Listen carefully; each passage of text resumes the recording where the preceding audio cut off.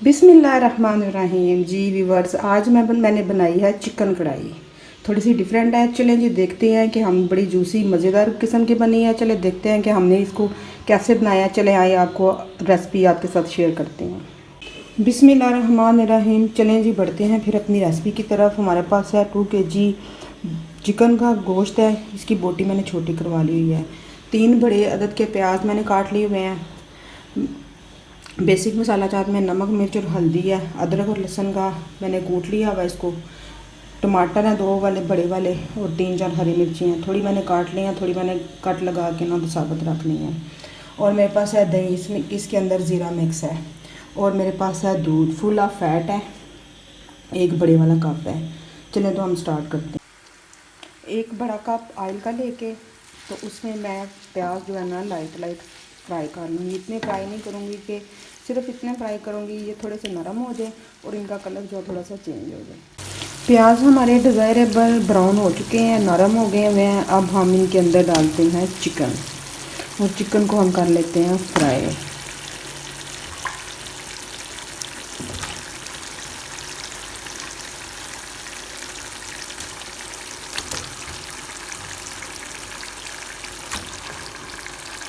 Flame कर देते हैं हाई और चिकन कर लेते हैं फ्राई।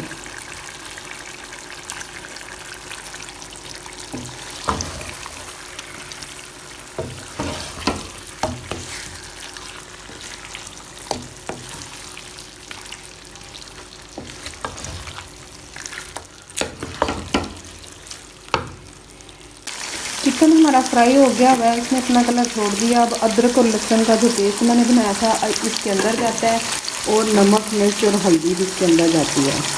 अब हम इसको अच्छे तरीके से लेते हैं भून।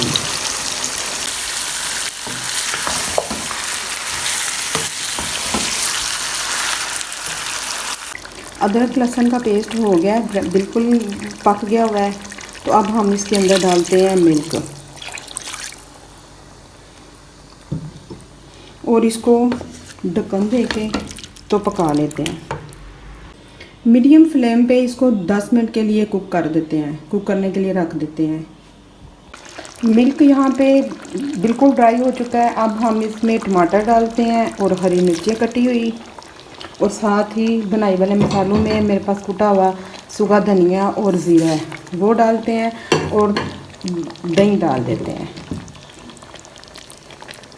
चलें और अब हम इसको अच्छे से लेते हैं भून।